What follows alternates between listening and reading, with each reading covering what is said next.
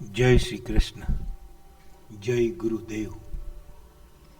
एक और case study शिक्षा फॉर द मार्केट की हेल्प लेके वीकली टाइम फ्रेम और डेली टाइम फ्रेम एफयूबी एफयूएस की हेल्प लेके कौन से सपोर्ट पे ले सकते हैं या कौन से स्टॉप लॉस से कितने टारगेट के लिए ले सकते हैं उसकी एक और प्रैक्टिस कर लेते हैं।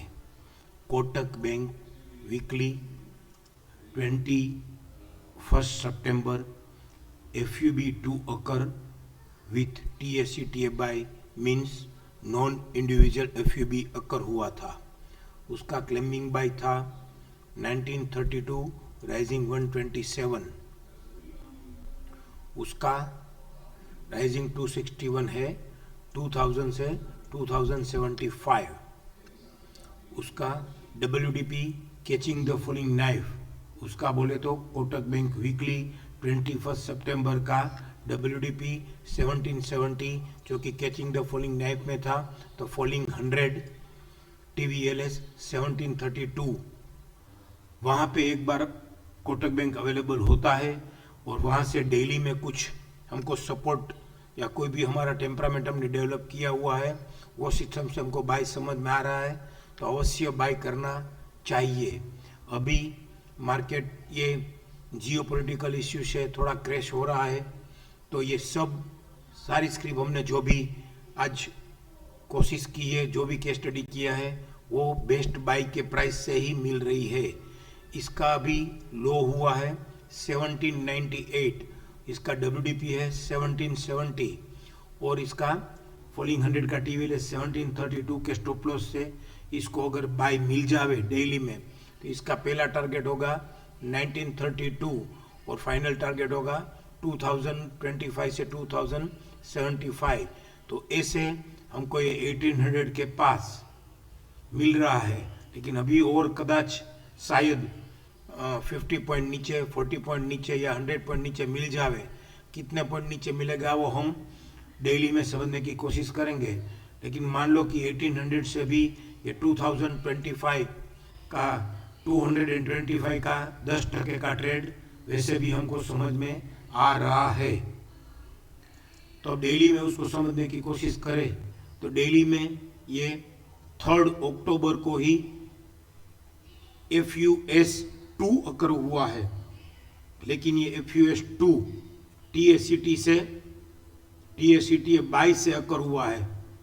उसका ड्रिफ्टिंग सेल 1803 जो कि फॉलिंग 161 ही था और उसका फॉलिंग 261 TVHS 1795 ही है और वही लो वो बना के बैठा है 4 अक्टूबर को।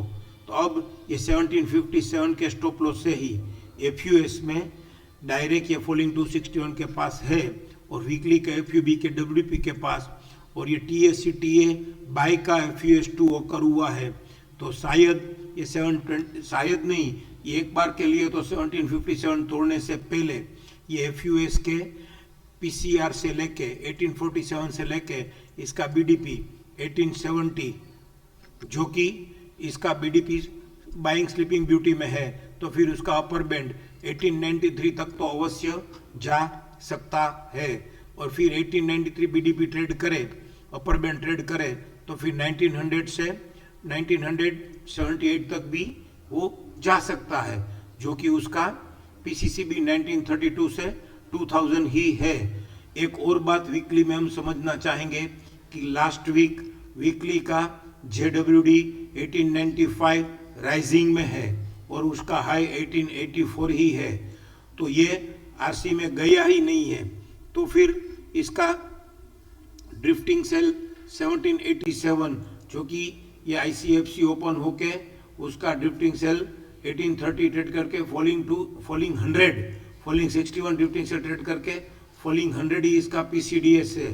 तो जिसका PCDS फॉलिंग 100 हो और JWD राइजिंग में पेंडिंग हो तो JWD से लेके BDP तक तो वो अवश्य जाने की उम्मीद है। इसका स्टॉप लॉस है 1787 नेक्स्ट वीक में ट्रेड करना।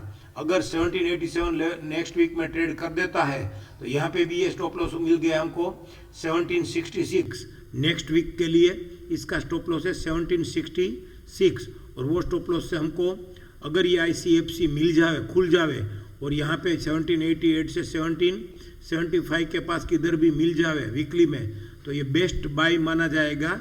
बेस्ट बाय माना जाएगा मीन्स विथ स्टॉप लॉस, एकदम स्टॉप लॉस के नज़दीक हमको बाय करने को मिलेगा, क्योंकि वीकली का भी फॉलिंग 100 PCDS है वो तोड़ देगा, तो फिर वीकली का फॉलिंग 261 1704 तक भी वो जा सकता है।